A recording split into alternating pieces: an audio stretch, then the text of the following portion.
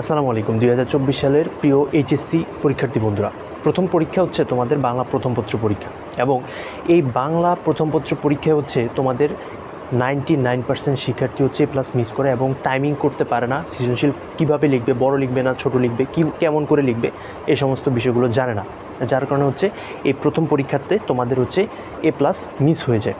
তো কিভাবে কি করলে তোমরা সম্পূর্ণ 3 ঘন্টার মধ্যে, সম্পূর্ণ সময়ের মধ্যে সুন্দরভাবে এমসিকিউ সৃজনশীল থেকে শুরু করে সমস্ত বিষয়গুলোর উত্তর করতে পারবে এবং এ প্লাস নিয়ে আসতে পারবে, সেই বিষয়টা আজকের ভিডিওতে ক্লিয়ার করে দিব। তাই সম্পূর্ণ ভিডিওটা প্রথম থেকে শেষ পর্যন্ত খুবই মনোযোগ সহকারে দেখো এবং ভিডিওটা কন্টিনিউ করো। তো দেখো, প্রথম বিষয় হচ্ছে যে আমি তোমার থেকে শুরু করে প্রায় 80 থেকে 85% শিক্ষার্থী এই প্রথম পরীক্ষায় সময় মিল করতে পারে না, টাইম ম্যানেজমেন্ট করতে ব্যর্থ হয়, যার কারণে এই প্রথম পরীক্ষাতে তারা এই প্লাস মিস করে। সো প্রথম পরীক্ষাতে তোমার এই প্লাসের ইয়াটা যদি তুমি ভালো পরীক্ষা দিতে পারো, এই প্লাসের ইয়াটা যদি তুমি ধরে রাখতে পারো, বাকি পরীক্ষাগুলো কিন্তু তোমার ভালো একটা রিদমে চলে যাবে। তাই এই ভিডিওটা একটু মনোযোগ সহকারে শেষ পর্যন্ত দেখার চেষ্টা করো। তো প্রথমত বিষয় হচ্ছে যে তুমি পরীক্ষা শুরু হওয়ার পর থেকে টাইম ম্যানেজমেন্ট নিয়ে সময় অযথা নষ্ট করবে না, টাইম ম্যানেজমেন্ট নিয়ে খুব সচেতন থাকবে এবং বেশি বড় করে সৃজনশীল তোমরা লিখতে যাবে না। অনেকে মনে করে কি বড় করে সৃজনশীল লিখলেই হয়তো বা তোমাদের বেশি নাম্বার দিবে, আসলে এই বিষয়টা সম্পূর্ণ ভুল। তুমি যত ছোট করে লিখো, কিন্তু তোমার যেই কোশ্চেনটা করা হয়েছে ওইটার যদি মূল ভাবটা বা মূল জিনিসটা তুমি ফুটাই তুলতে পারো অল্প সময়ের মধ্যে, অল্প জিনিসের মধ্যে, তাহলে কিন্তু তুমি ভালো একটা মার্ক পাবা। একটা সৃজনশীল তোমরা 3 পৃষ্ঠার বেশি লিখবে না। 1 পৃষ্ঠার মধ্যে ক এবং খ, আরেক পৃষ্ঠার মধ্যে ঘ, আরেক পৃষ্ঠার মধ্যে আর 1 থেকে 1.5 পৃষ্ঠার মধ্যে হচ্ছে তোমরা ঘ নাম্বার প্রশ্নের উত্তরটা লিখে ফেলবা। তাহলে মোটামুটি 9 তোমরা 10-এর মধ্যে 8-9 এরকম পেয়ে যাবা।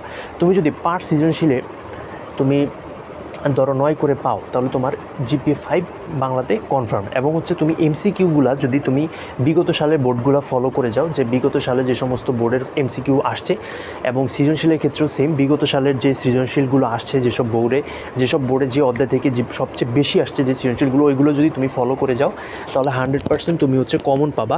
এবং এমসিকিউর ক্ষেত্রেও জিনিসটা পুরো সেম। তুমি যদি বিগত সালে যে সমস্ত বোর্ডে যে এমসিকিউগুলো, যে অধ্যায় থেকে এমসিকিউ সবচেয়ে বেশি আসছে পড়ে, ওই এমসিকিউগুলো যদি ফলো করে যাও তুমি 100% হচ্ছে কমন পাবা।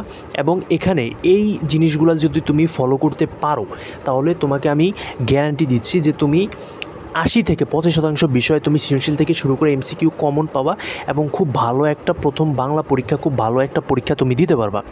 আমি নিজেও শুধুমাত্র টাইম ম্যানেজমেন্ট করার কারণে এবং সৃজনশীলের মূল ভাব এবং ছোটো করে লেখার কারণে বাংলা খুব ভালো একটা পরীক্ষা দিয়েছে এবং আলহামদুলিল্লাহ আমি এইচএসসিতে বাংলাতে জিপিএ 5 পেয়েছি। এবং যারা জিপিএ 5 পায় তারা সেম জিনিসটা ফলো করে। যদি তুমি এই সেম জিনিসটা ফলো করতে না পারো, তাহলে কিন্তু তোমার বাংলা প্রথম পত্র পরীক্ষা থেকে তোমার জিপিএ 5 হাত থেকে কিন্তু ফসকে যাবে।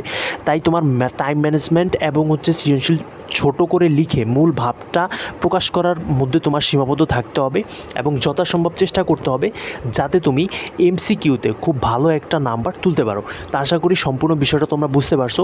এর পরবর্তীতে ভিডিওতে আমরা স্পেসিফিক কিছু সাজেশন দেওয়ার চেষ্টা করব যে এগুলোই তোমার আসবে, এগুলো পড়লে তুমি খুব ভালো একটা ফলাফল করতে পারবা। তাই অবশ্যই চ্যানেলটি সাবস্ক্রাইব করে রাখো পরবর্তী ভিডিও দেখার জন্য। সবাইকে অসংখ্য ধন্যবাদ। আল্লাহ হাফেজ।